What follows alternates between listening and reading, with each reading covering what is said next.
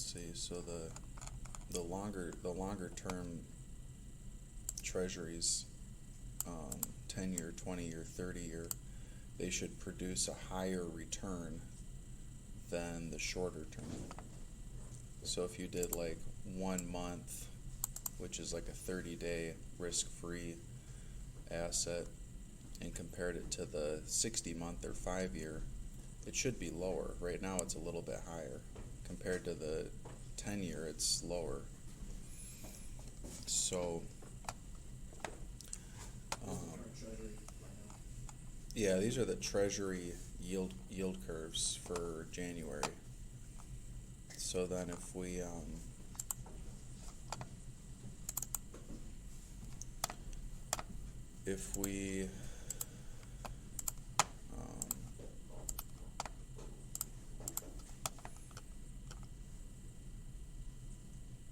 so when I exported it to Excel, it set the dates to descending, but on the website they were ascending, so they're going older dates to newer dates. Now it's going newer dates to older dates. So currently the 1 month, so what you want to do is just compare like the short term 1 month, 2 month, 3 month to the long term.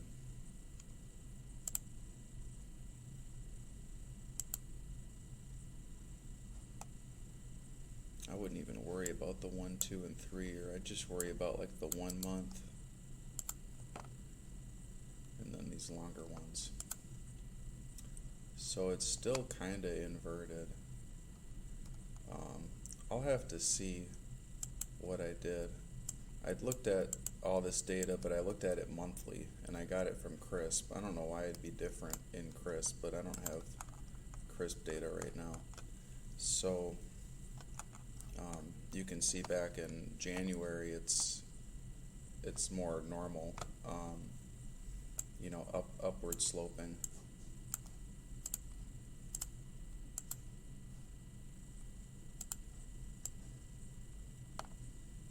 So the shorter term, the 1 and the 5 are inverted, but the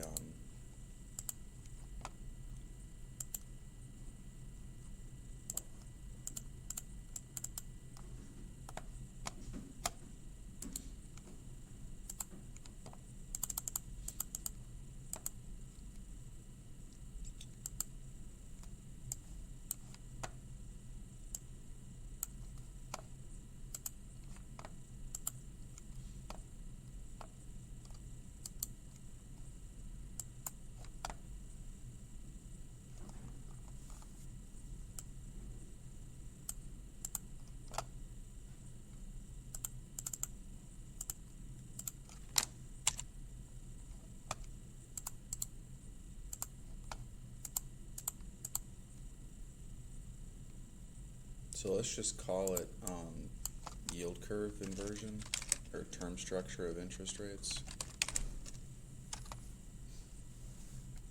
And then the X values should be those headings, and the Y values should be the actual rates. But we don't want the date on the rate, which is what it's doing. So I don't know why it's not labeling them. It's not really labeling them right. But this should be like 1, 5, 7, 10, 20, 30. Let's try this again. You familiar with making graphs? Oh, you know what? It's probably all those hidden cells. So you can get this data in Bloomberg too, but if you want to plot the yield curve, then you can plot it, and so you can see that the shorter term is producing less than the longer term, is kind of how that works. But I want to put the labels on there. They're technically on there, they're just not showing up. So I don't know why that is. Should be on there.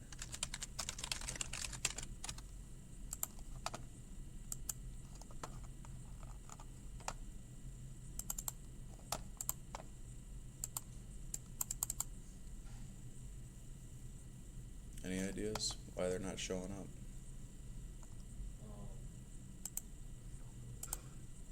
What is it you're talking about showing here? I want to show, Tell me the graph. yeah, I want to show the labels from the heading on the x-axis. X-axis the heading. Yeah, you're in the right place. Yeah, left click and then. It's just not showing up. It's showing, Maybe, no, because you have the label. but it's a text label, it's not a number label. I guess, I don't know. I don't usually use text as, you could change them all to be months, so you could say, 30 days, 60 days, 90 days, 120 days, 180 days. Or maybe you just want to do months. 1 month, 2 month, 3 month, 4 month, 6 month. So then what's 1 year? 12 month, 24 month, 36 month, 60 month. What's 7?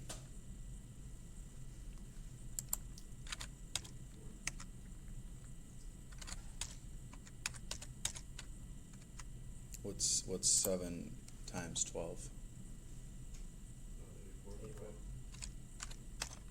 Alright, so now these labels kind of show up, but it's kind of squishing everything. I wish it would just show the actual labels.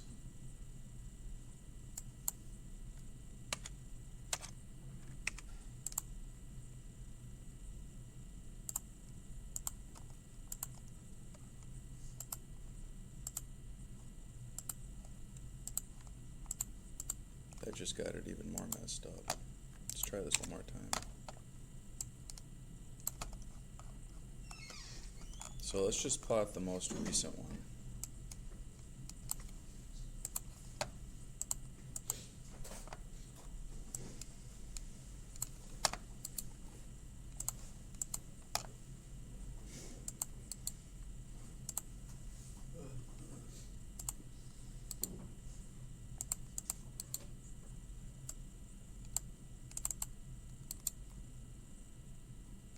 Format axis minimum could be like 3.5. Oh, there's the market open. Alright, so I guess that works. It's still kind of hard to tell what's what on the axes. I don't know if I like that much. I wish it would just say what it is.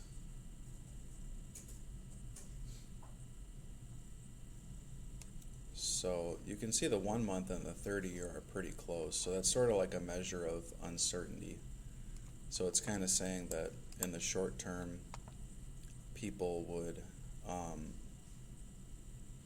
almost require as much compensation for the risk as in the long term. That's what that's measuring. So we're really just looking at the 1 month and then like the 5 year and the 10 year.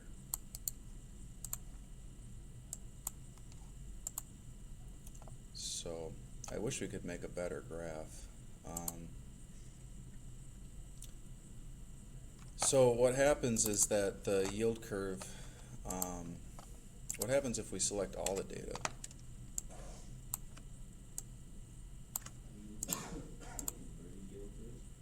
Yeah, we want to see what it looks like. It's not inverted right now, it's almost inverted. The 1 and the 60 are inverted, but the 1 and the 30 year aren't inverted.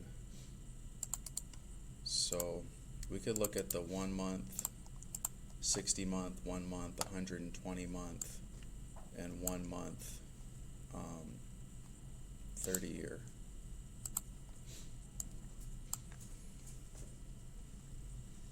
So here's our 4 points. So you can see they're not inverted. Yeah, I thought it'd be cool if you could just show like a graph of all the rates, but I don't think that's gonna work very well. So what happens if we go back to January? So back in January, were they more inverted? Not really. The 1 and the 60 were. The 1 and the 60 have been inverted for the most part. But let's look at back.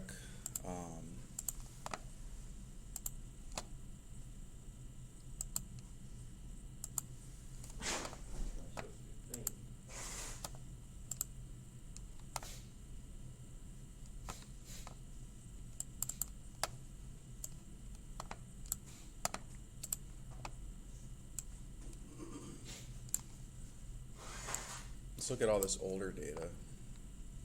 Drop all this down in there. Will it stay hidden if we just paste it down here? Yeah. Alright, so what's the rest of this stuff look like?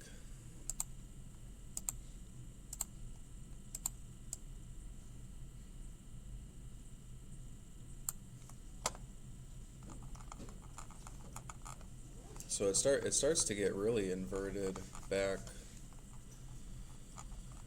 all last year. So you can see with the formatting, the longer term rates produce more than the shorter term rates. But then you start to scroll back and you can see that, back in September, the shorter term rates produced a lot more than the longer term rates. So there you can see it's inverted because the 1 month is producing more than the 5-year, 10-year, and 30-year. So what that means is that the investors, they are wanting more compensation in the short term. They don't want to lock their money up for the long term because there's too much uncertainty. And I guess that makes sense because it was going into the election, and maybe the tariffs were a catalyst for some of that uncertainty. But you can see it was inverted all the way back to January of 2024. So there was a lot of uncertainty, probably due to the election. And but as it got closer to the start of the year, once the election was over, then things are more certain. So the yield curve's gone back to more normal. But in the past, when there's been inversion, usually there's some inversion like before a big recession.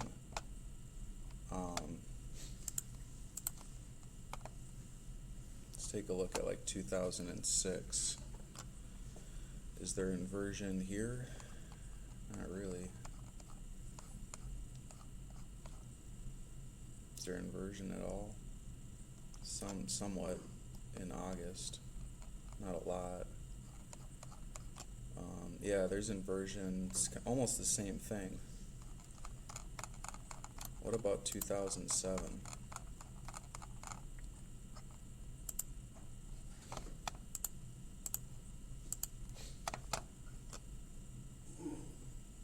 Uh, 2007's inverted. So let's look at those two periods.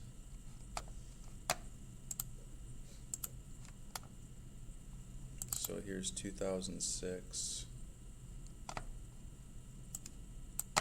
And here's 2007. So let's take a look at these.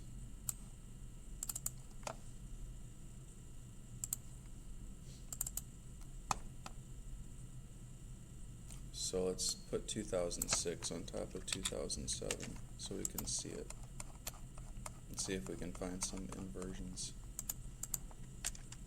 When did the market sell off? 2008?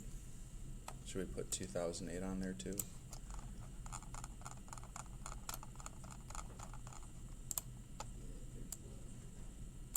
What's that? Okay, let's grab 2008 too, because I think the market went back to normal in like 2009. So let's grab 2008. So that's a really normal yield curve, except people did not want to tie their money up in the short term at all. So this all has to go on top of this, right?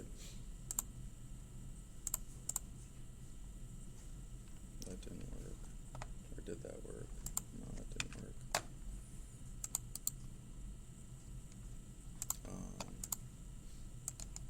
Let's just do it this way. Alright, here we go. Let's see what this one looks like. Let's just grab all this data and let's format it. The formatting might look weird.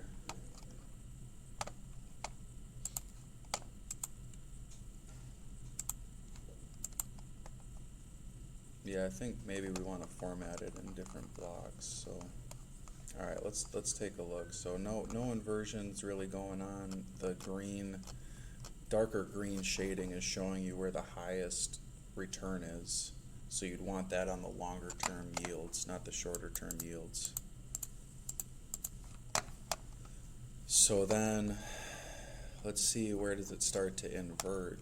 2006 in August, it starts to invert, and then it's more or less inverted like across the board through 2007, and then it goes back to normal. Does it invert again?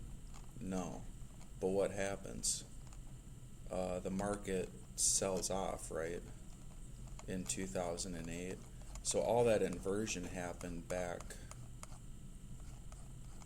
the end of the, like, March 2007. So when did the market sell off in 2008? See if we can scroll in on 2008. Get these drawings off of there. Alright, so the market sold off. It started to get top heavy, kind of like what we saw now. I'm not saying it's the same thing, but December of 2007 is where it sold off. What did our yield curves do? So it started to get kind of top heavy in the end of 2007. So what's the story again? The rates were inverted from almost an entire year, from August of 2006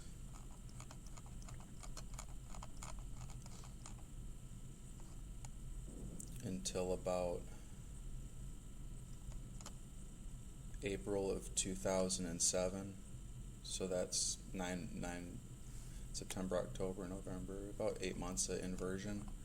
And then it waited almost a year, and then the end of 2007 is where the sell-off started. So the rates were inverted basically, when did it start? August 2006. So back here, it's basically inverted until about April of 07. So this whole period was inverted. And then here, nothing really happened, but the market started to sell off. And then the market sold off, started to really sell off here and crashed in the summer. So it was almost like a year after the rates were inverted that the market really sold off. But how would you predict that?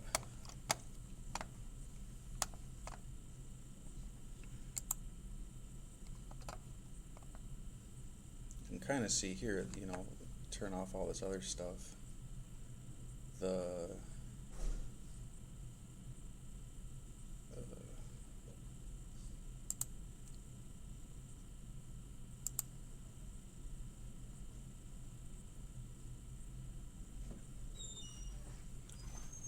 like to turn off all this other stuff that we don't need. Hey, how's it going? Well, you can see right here, the moving averages kind of crossed over. The price came back and tested the moving average in August of 2008, so that's two years after the rates had inverted. And then it sold. Didn't really last that long. I mean, it just sold from 130 down to 60. It cut in half. And then it slowly came back up. So have those averages crossed again since then? No, not even close. Where are they at now? Well, that's on a weekly chart. What about the daily chart? Daily chart, they're crossed. What about during COVID? 2022, no. Oh yeah, they crossed in 22. I think we had a bear market in 22. COVID, they crossed. So those are our last couple of recessions. They also crossed in 2018, but that was more of a flash crash that happened in the summer. That wasn't really, is that Corey? Yeah. Alright, so that was sort of a flash crash. Let's see what happened. Oh, and in 15. So you can't really use the moving averages by themselves because there's a lot of times they're crashing and it's just a normal thing. What about 08? Yeah, 08 they really crashed. So what's common between 08 and now? Well, 08 we had almost a year of interest rate inversion before they crossed. What about right now? What do you mean by interest rate inversion? The short-term treasuries are producing a higher return than the longer-term treasuries,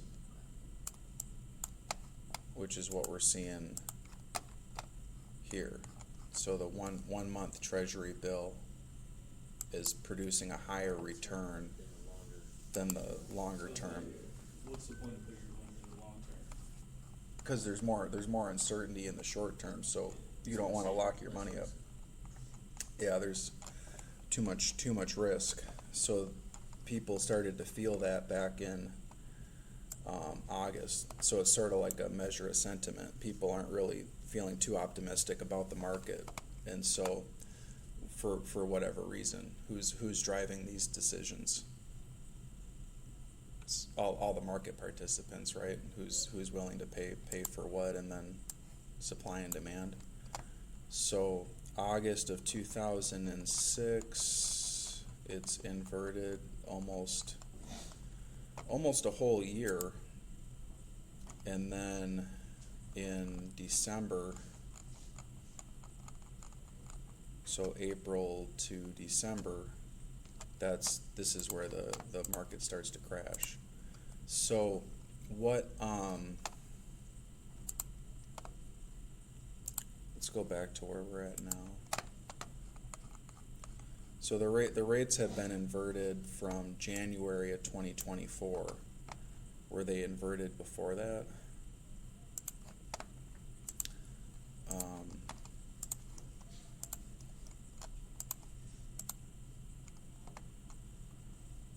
Yeah, they were inverted through 2023 too.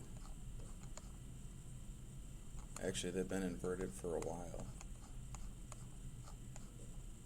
Almost all of 2023. Was this stuff on the news? People tend to freak out when the rates get inverted. They think it's like a really bad sign, but usually when rates are inverted, nothing happens. It's like 10 months later, 12 months later, that's when something happens. So let's You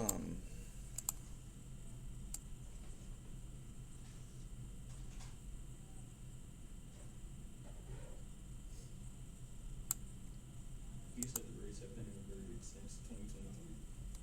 mm-hmm. Up to now still, or has there been a period of time where it been fixed?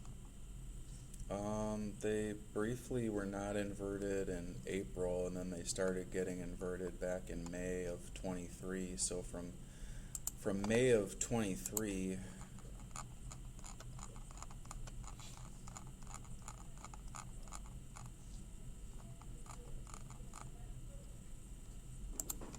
until until about 12:30 they've been inverted. So that's a pretty long time. And then I'd say just recently the market sold off. So that's December of 24 to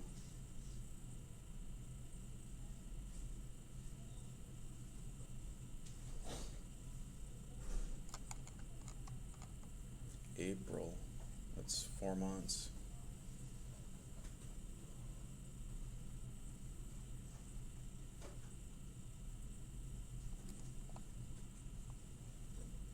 Can it just be inverted and not tell you anything, like it just doesn't mean anything, like in 2023? Yeah, I mean, nothing's happened. It's just the last several times there's been a recession, there was several months of rate inversion before it. Like 2001, in the 80s, prior to that.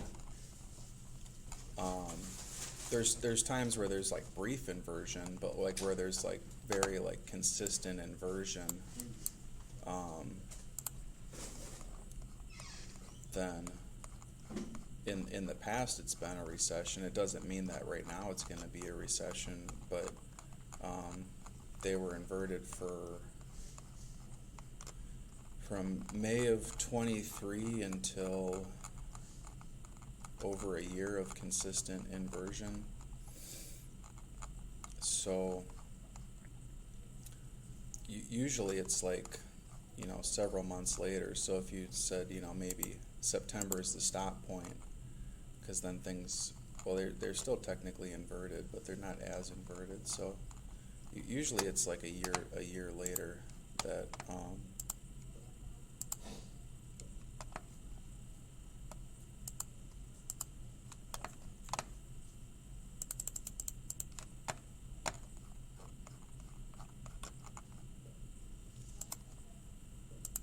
so 8/2007 through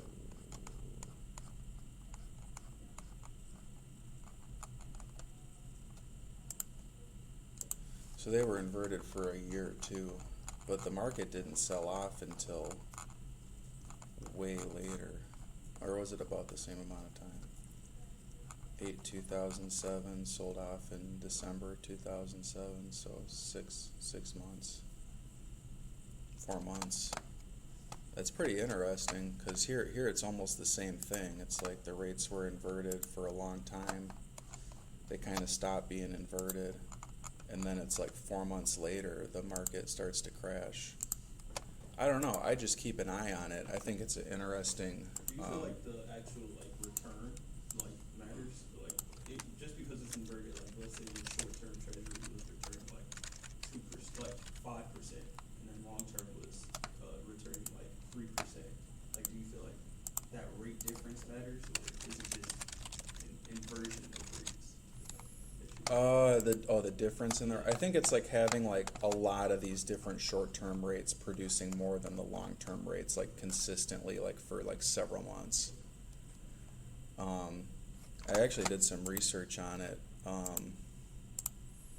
about 5 years ago when I started at IUN, and I was working on a paper. I was working on trying to figure out when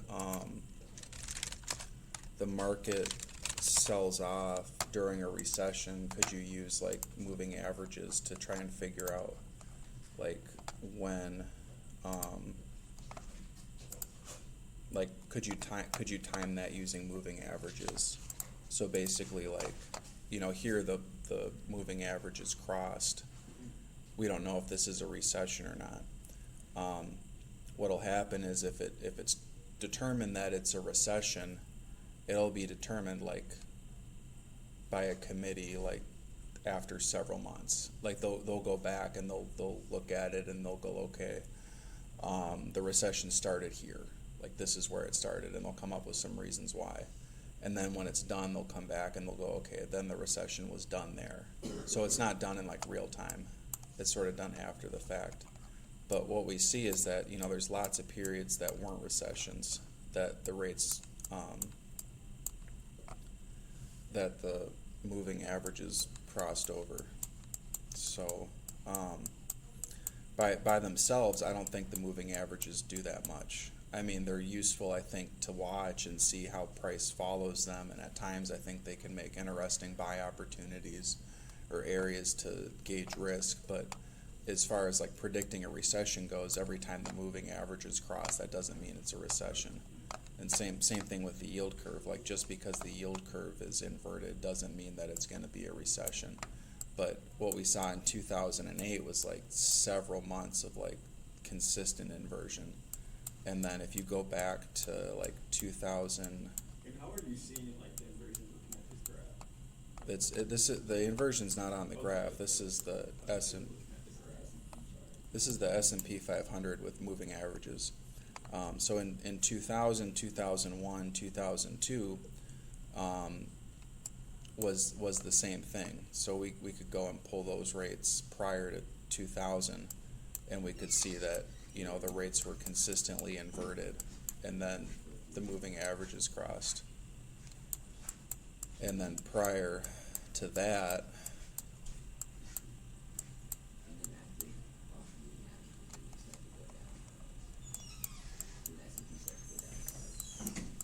yeah, that was the case in 2000.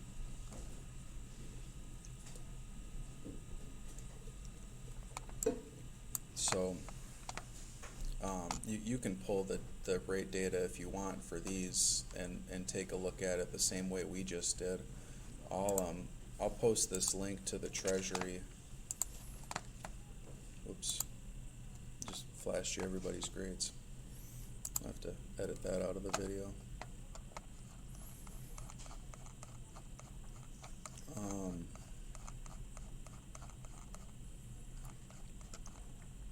So bond and bond valuation, term structure of interest rates is part of this topic.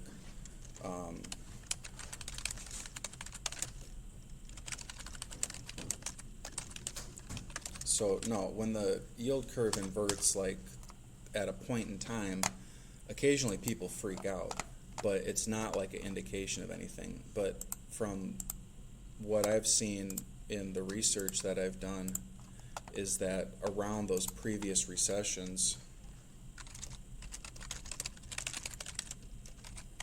the interest rates were inverted for like several months. So I don't know what'll happen now. I don't know if it'll be a recession or not. It might not mean anything. But with the past periods, what I saw was that pretty much you'd have like consistent inversion, and then so these are all the recession periods, like 2000, 2001, 2008, and when I did this in 2020, there was no 2019, there was no recession after that. I haven't checked COVID. I don't know if there was. COVID was kind of a freak thing, but you can see that like the moving average crossovers that have occurred in the past around the recessions, there's always a crossover, right? Like, you know, that we're in a recession, prices are trending down, so the short-term average price is below the long-term average price. But using that to predict when a recession is going to happen doesn't do anything. You need like an actual catalyst. So you need to have some indication that there might be a recession looming. So 2006, it was, you know, the mortgages. If you could figure out that high-risky borrowers were getting mortgages they couldn't afford, and that Wall Street was packaging them up and selling them off, and going like more, then you know, you could assume that, you know, when the moving average is crossed after that, that could be like a real like indication that like it's going to be a steeper sell-off. So that's sort of what I show here. Is like prior to 2008, the 1 month return was above the 10-year return, and that's what we just looked at from that table, except I think, I'm sorry, it's back here. 1 month was above the 10-year. So this is basically what we just saw from all the data is like, here's August of 2006. It's basically inverted, and then it stops being inverted, and then it's briefly inverted, and then here's the recession. During the recession, there's no inversion, right? But the rates got really low. So we saw all that from the Excel graph. And then here you can see the moving average is crossed the end of December. And so they stayed crossed, and then they came back out. But actually, like going and date stamping, like, okay, this is where the recession starts, that's done like out here. Like this, no, like they might have said, okay, we're in a recession, but they didn't know right here we're in a recession. They just went back and looked at it and determined like that was the start of the recession. But it's interesting that the moving average cross happens like just after the start, and then it finishes right towards the end. But the only thing I can think of that might be an indication that would happen is the yield curve being inverted. Is that, you're going to have all this several months of yield curve inversion, which by itself, that doesn't predict anything. I mean, there's no, what are you going to do? Okay, it's inverted. You're going to miss out on a lot of healthy up return, positive returns. And there's really no research on this. I mean, nobody's even cited the paper. I don't think anybody really looks at this stuff like this. So it's like the correlation between, it's kind of like an overlap of like having both a very yield curve. Yeah, you could probably do something with like a 1 or a 0 and say like, yield curve is inverted, that's a 1. It's not inverted, that's a 0. And then do something like, moving averages are crossed over, that's a 1. They're not crossed over, that's a 0, or 2 and 0 or something, and see how they line up. But that's what I saw, was that pretty much every time this happened, if you wait about 10 months, if you wait more than 3 months for the moving averages to cross, and then you take that crossover signal, then you just stay out of the market for either as long as the moving average are crossed over, or as long as these rates were inverted. Yeah. So there's a paper by Fama that they look at when the rates invert, but what they do is they say that when the rates invert, they basically go to where the rates stop being inverted, and they stay out of the market for as long as the rates were inverted, which would only put you at like, just the start of the recession. What I did was I said, wait, do that, but wait till the moving averages cross. So then when the moving averages cross, stay out for as long as the rates were inverted. Yeah.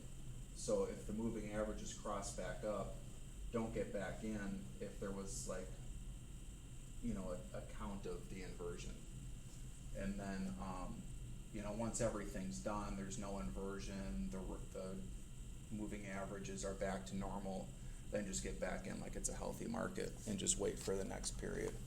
So that's what I did in the paper, and I found like really strong significance. So are you saying that those would have to like simultaneously happen like at the same time, or is it like is it the rates inversion and then the moving average?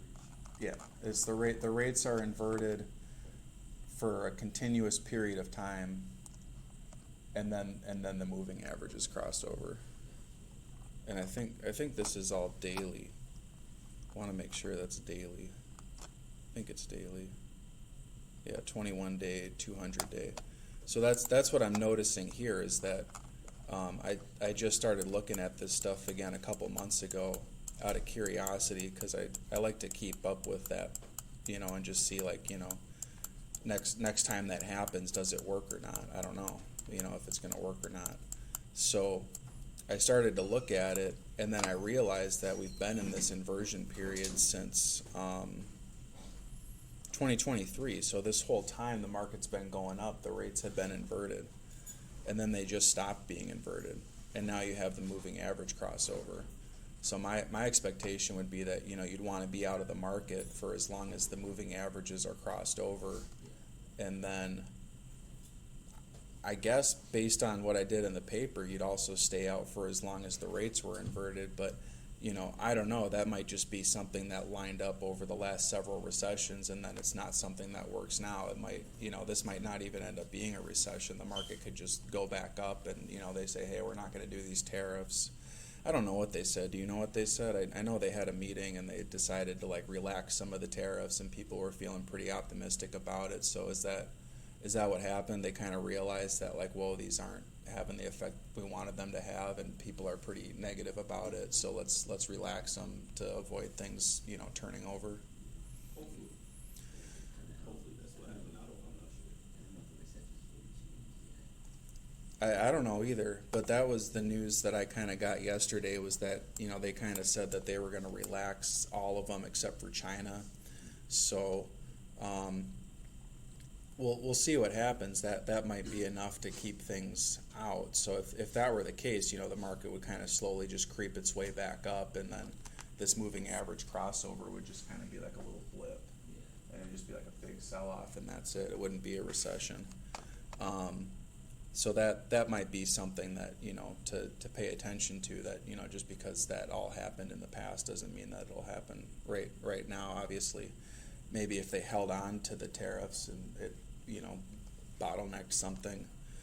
I can't really see anything else really worth looking at. I mean, we could put another moving average on here and go even longer and say What's the length on the moving average that you have? I've got a 21-day, a 50-day, and a 200-day, and then this one's 1,000. So it's getting pretty close to the 1,000. But usually what I see is that, where there's these inflection points, there's usually a technical indicator around there. I don't know what it is right now, but if we put more averages on there, so how about 500? Or let's add another one and then do 500.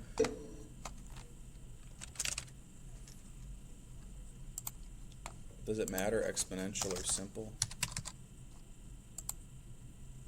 So there, you can see right now, the price, why does the price just happen to be going up here, and it's just sitting on the 500?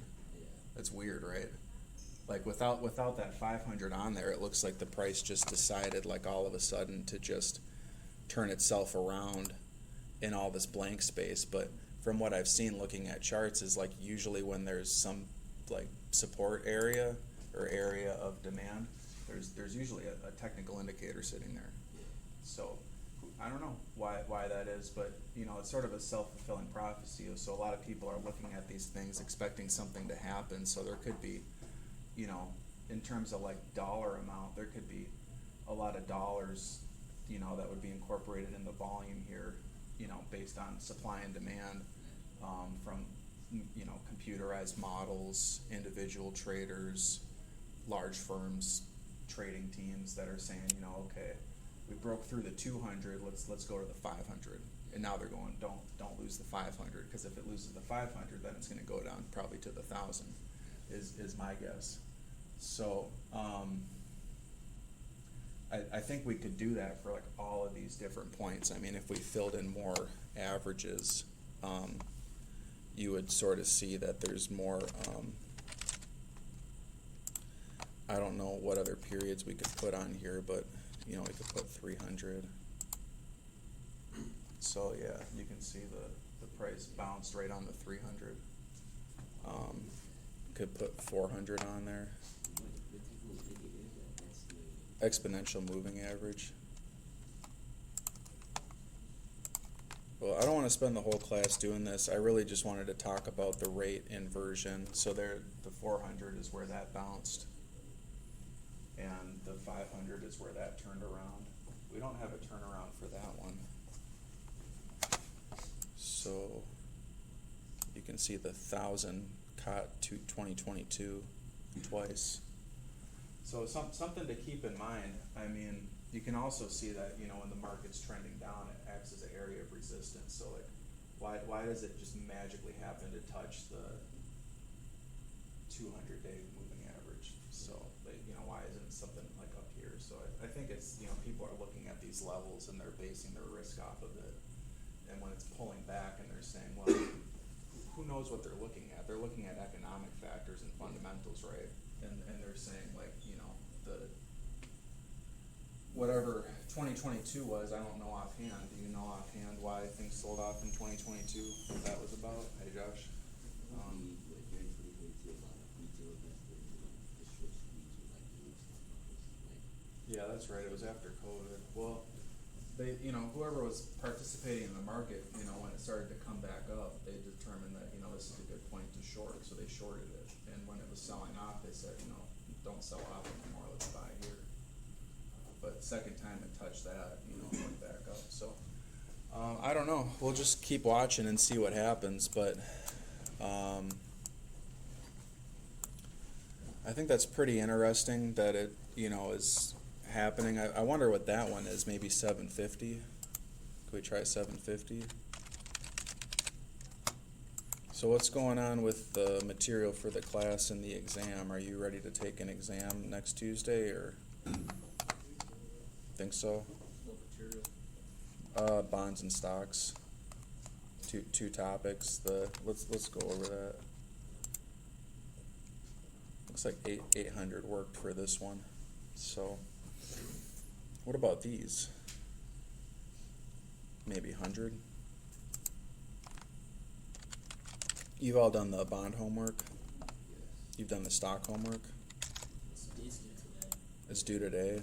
Is that enough time, or do you need more time? You have enough time? Alright, so we're going to go over stock today, and I want to go over one more thing from bonds. So this one was 150. What about back here? 75.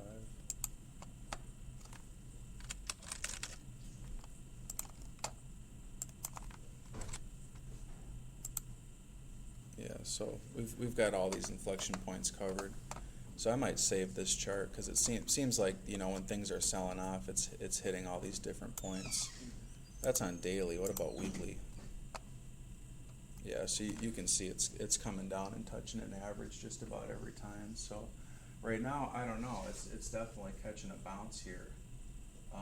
So, you know, because they decided to relax some of the tariffs, that might be enough to stop the selling. I think the tariffs were the catalyst that caused things to sell off. I don't know, you know, the yield curve by itself, it's meaningless, but in the past it's been a warning sign that, you know, investor sentiment is like, we don't have enough trust in the uncertainty based on the current conditions, whatever that might be.